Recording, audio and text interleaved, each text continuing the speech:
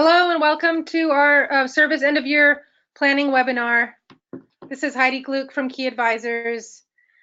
Casey Scheirer and Mark Martincic will be on the line presenting to you today. I just want to quickly disclaim that the information that we're providing is the opinion of Key Advisors, and it's not intended to be legal, accounting, or financial advice. Please consult your accounting and tax professionals as you plan for your year-end close. Hey, thanks, Heidi. Thanks, everybody, for joining us. This is Keith Ely, and I think we just had a really good half an hour with Kent talking about parts, and I'm looking forward to hearing what Casey and Mark have to say about service. So without further ado, Casey, Mark, this is all yours. Cool, excellent. You guys hear me okay? Yep. I'm just making it presenter so you can get your notes up on the screen. Perfect. Awesome. Cool. And that'll work. Great. All right. So how's everybody doing today? Oh, they can't hear me, can they? They can't hear you. And I just wanted to say that if there are questions or discussion points at any time during Casey's presentation, there's a question box that you can ask in. Just type your question in and I'll feed it to Casey. Awesome. Perfect. That's great. We sent out an article, or we submitted an article a couple weeks back, as far as our theme is year-end prep, service and body shop. We did the same thing with parts and accounting, and new and used trucks. So I think it was a very powerful message for our dealer groups. What are we doing to prepare for year end? I get the pleasure to do the service side of it. So that being said, we will dive right in. And so if you got a chance to read the document, the first piece of it starts with the whole work in process. And that's, consistently when I'm in and out of stores, it doesn't necessarily have to be end of the year, but that work in process is always a big topic of conversation. But more importantly is at the end of the year, getting that cleaned up. So my opinion, best practice is get your service managers, every day to be looking at the work in process list. Printing out that list, highlighting some of these repairs and, that need to be closed, asking the questions as to why are they still open, and even going as far as setting daily, weekly goals with individual team members, and then certainly closing that with what reasons might they be that we didn't get them closed for the day, and so on and so forth. Hey, Casey, this is Keith real quick. Yeah. So I know one of the things that was brought up on the parts one was this idea of daily activities. Are you talking about the same thing from the service side, that this is not just an end of month, end of year thing, but it's a daily thing? It really is. I mean, if we're doing it, if we're managing it every day for yesterday, like we're supposed to be, the end of the year shouldn't be much different than the end of the month or the middle of the month or the first day of the month, or so on and so forth. But typically what we see is that might not be the case, Keith, and we have a little bit of work in process to kind of dig through and get closed. So to your question, Keith, yeah, absolutely. It really needs to be an activity that we're doing on a daily basis, no question. Okay. Yeah. Okay. So, and I'm sure everybody on the call here understands, that WIP is a balance sheet account, and absolutely makes a huge impact on cash flow, right? And those adjustments at the end of the year will end up as unapplied time or charge-offs. But anyway you look at it, it's coming off your profits. So it's a cash, maybe not a direct cash impact, but it's certainly a profitability impact for us. Well, it directly is. And if you're if some of these ROs that are open and laying out there that aren't getting it closed, you end up writing them off at the end of the year. That directly comes off your monthly, yearly profits. So it's certainly something to be looking at. Any other questions you had on work in process, or anybody on the line have any questions on work in process? As far as how to set that up, like I said, some of the best practice that I've seen is, to be very intentional about it and engage your employees, engage your staff. Even if it takes printing out the WIP list and highlighting the jobs that you want them to be focusing on for today and tomorrow and the next day and so on and so forth. But absolutely, that intentionality is vital. So the other piece here I have on this slide is about reviewing the accounts receivable schedules for customer and warranty. From what I see, that can something, especially on the warranty side, we can kind of we can leave that sit if we're not watching that. And again, that's another thing, Keith, that really should be managed and reconciled, my opinion, weekly, but reconciled more often than towards the end of the year.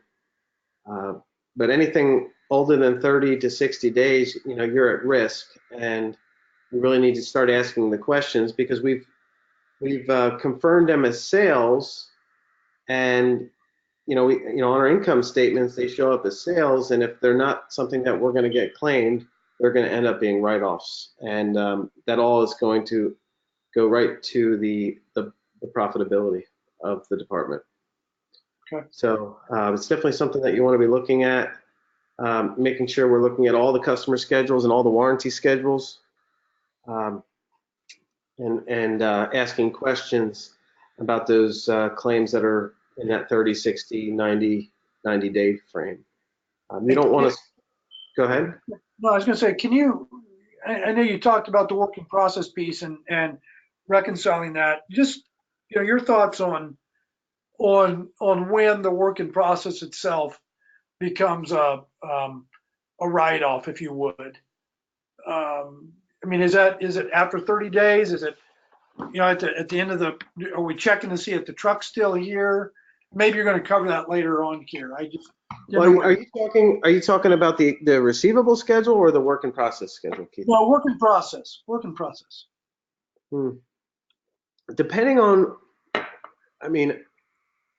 I worry more about last activity days in my work in process than I necessarily do about my ROH. Obviously ROH plays a big factor in that, Keith, but the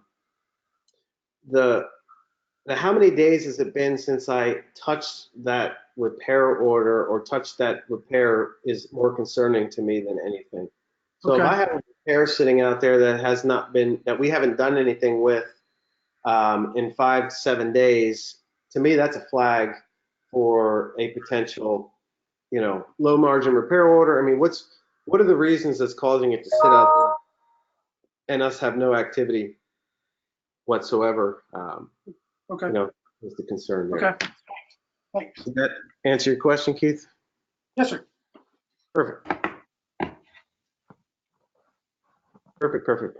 All right. But again, the warranty schedules is something that I see get overlooked very, very, very often.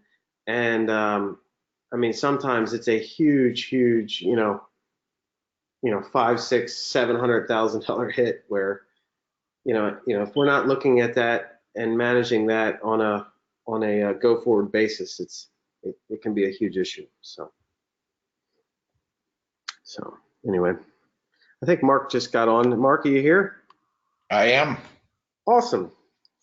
Mark, any questions on the work in process or accounts receivable? Obviously I just joined, so I'm not sure what you've covered. Okay. But Uh, Obviously, both are important. I guess at the risk of you already said this, typically what we see in dealerships is that people look for reasons to keep repair orders open Mhm. versus looking for reasons to get them closed. Okay. Mhm. And the same thing on the warranty receivables. If something's out there for 30 or 60 days, unless we've already contacted their service rep and we know that there's going to be some goodwill coming or something, get it off. Take your lumps when they come instead of saving them all up to the end of the year, uh, which a lot of people do. So, Yeah, no question. Perfect.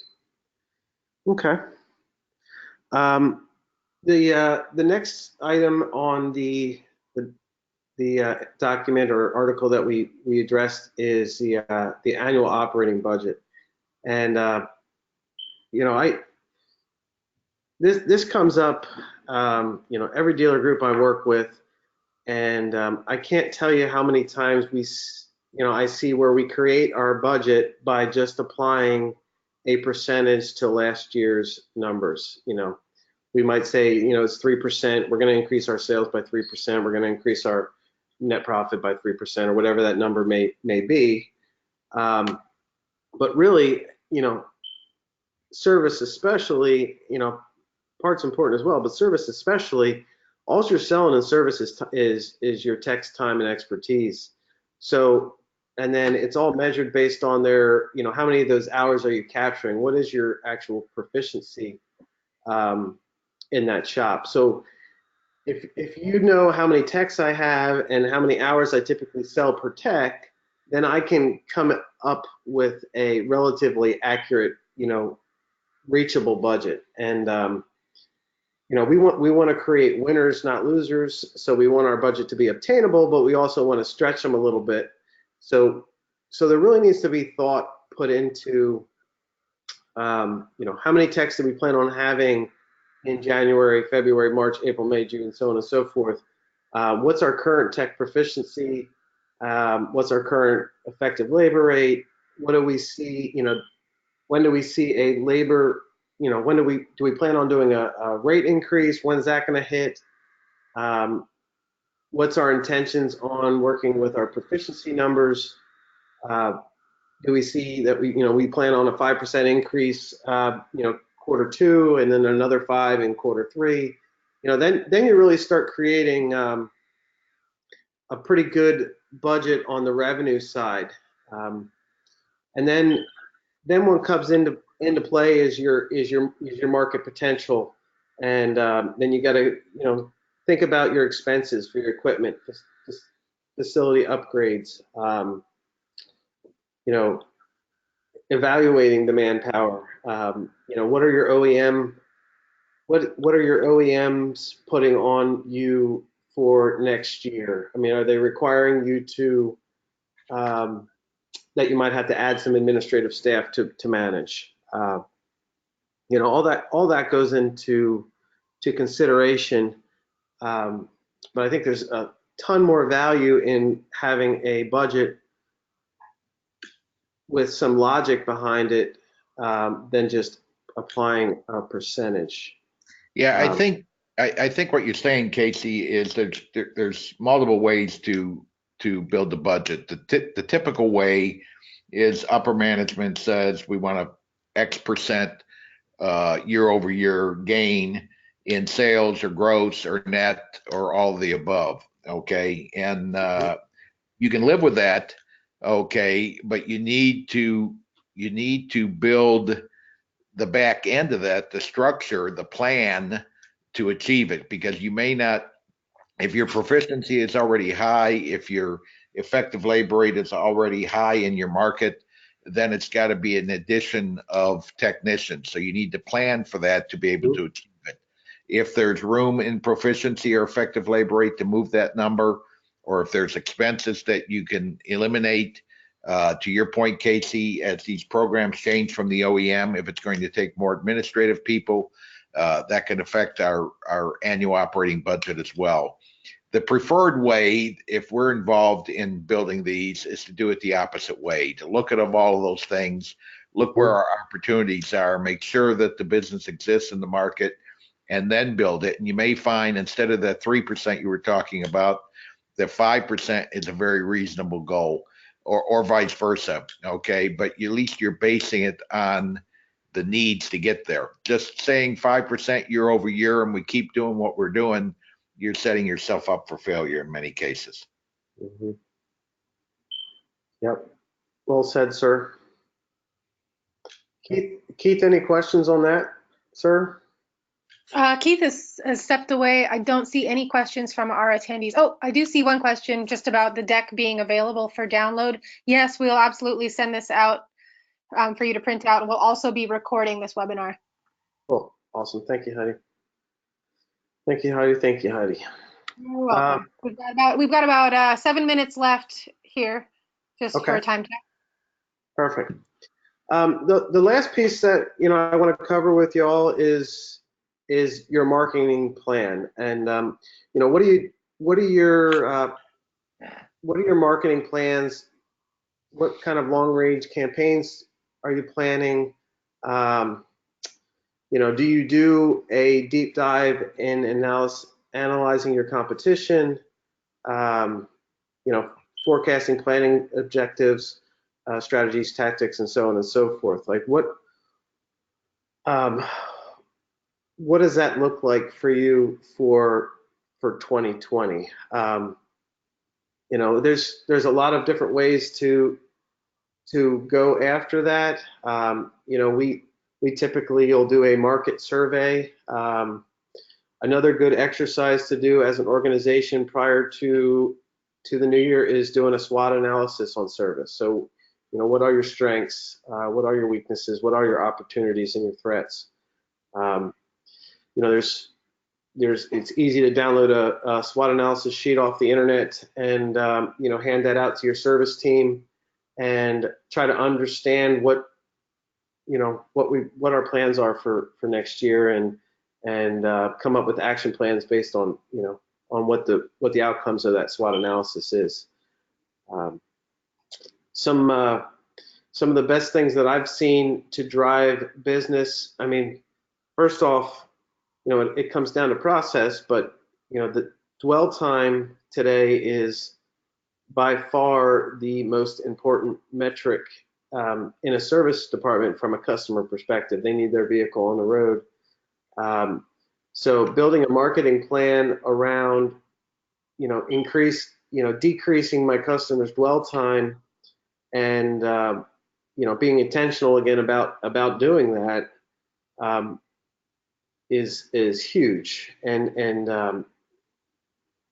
taking that and sharing that with your customers. One of the big things that I did in my career that was successful was hiring a bunch of drivers, and these drivers would pick up and deliver trucks. And there's no better way of getting business in the door with saying, "Hey, Mr. Customer, I have a vehicle.